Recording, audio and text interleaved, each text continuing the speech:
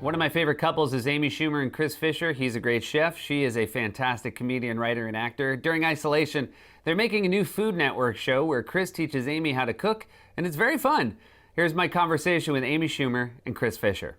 I'm so happy you guys are here. Amy, you have been on my show before. Chris, this is your first time, but we've actually known each other for a very long time. You've known my wife even longer. So I'm going to ask you three things, and you tell me which one of these things is not true.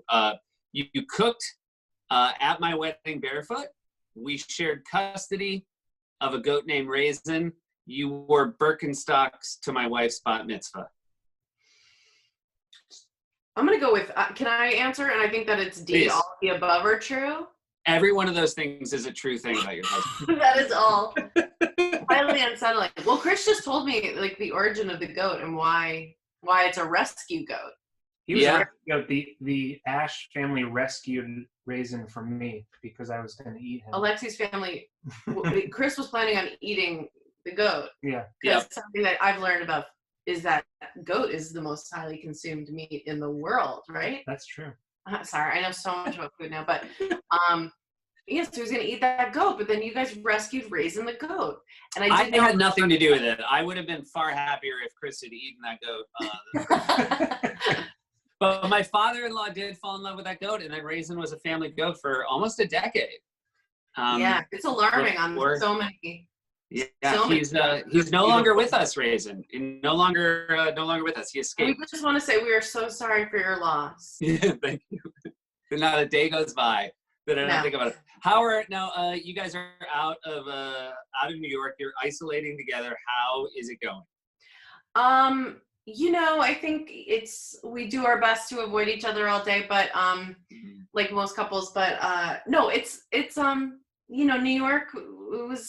It was tough being in New York, and Chris became a liability because we would have like a pep talk before we would leave. It'd be like, okay, we're about to go outside, like mask, gloves, like we're not going to talk, we're not going to touch, and then we'd be like, yes. And then we get in the elevator, and Chris would just like bare hand, like boop, lobby, and like lean against the door. I'm like, what happened? And then we're walking outside, and he's like, I'm like, that was 3 feet. There was a running commentary of the distance between me and other people. I'm like, that was 6 inches. So we got out of New York mostly because like we were the problem and Chris was a liability.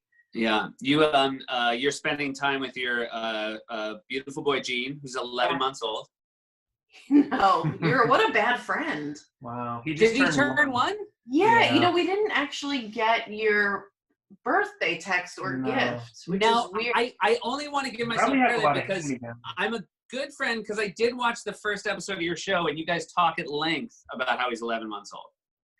Okay. So he's only used to live television. Yes, there's something other than live television. I know you don't know that, but there's a whole other world out there. I just have never seen a pair of parents who are prouder that their kid was 11 months old because you mentioned it a whole lot. Yeah. Really? Ew.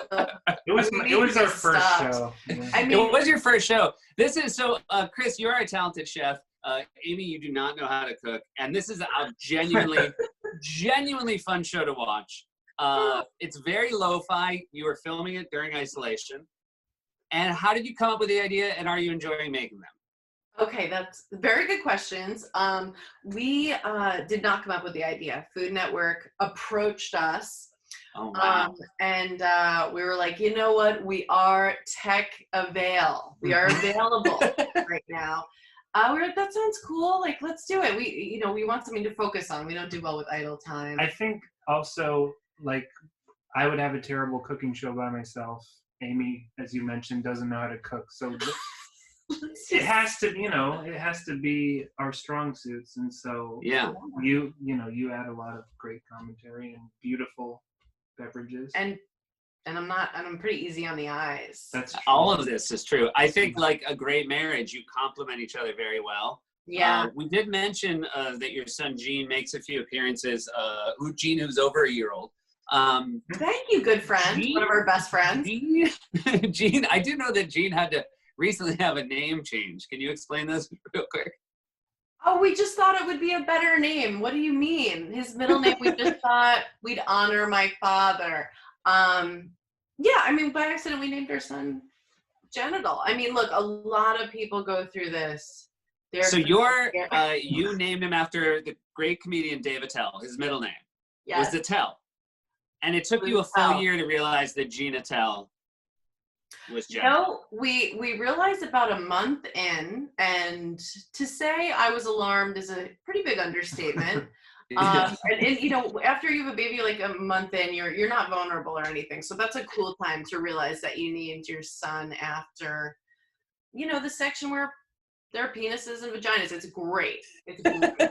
And no, but we just officially changed it. And yeah, I mean, but to fail that hard right out the gate, I think you text me a couple times because I think you were really delighted by it. I mean, it was, but also, and also like Fisher, last name Fisher, could be Fissure. You caught that, did you? You did catch that. Yes. There were a lot. True. Like both sides of the Attell did not make it better. I mean, are you proud of every moment of your life, Seth? I also want to talk about this, which is very exciting. Amy, you had a fantastic stand-up special while you were pregnant with Jean, but I also know that was a difficult pregnancy. And it was a difficult pregnancy. And now you're making a documentary about that whole process. Oh, you both look so good. I also should know my favorite thing and the most Chris thing about the first episode of your show is that the way Chris gets his hair ready is just putting olive oil in it. So if you guys are watching at home right now saying like, hey, salons are closed, how does that guy look so good?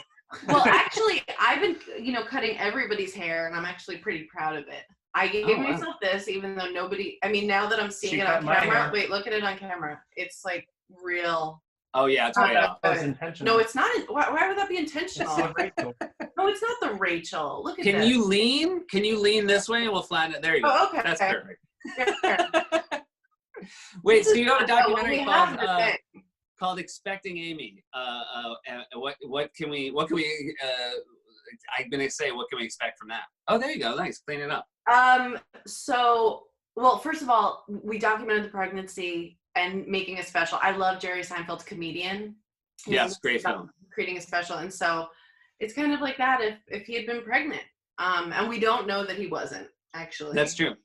And Alexander Hammer, yeah, he directed it and is editing it. He edited Beyonce's Homecoming, and he really is like creating it and shaping it, and we're really proud of it, and we hope people like it. I can't wait to see that. I can't look at that. Just cleaning it up, just on a very high professional level. He's always hair. And hey, tell Jean happy 11-month birthday. You'll never see him again. We were gonna make you the godfather.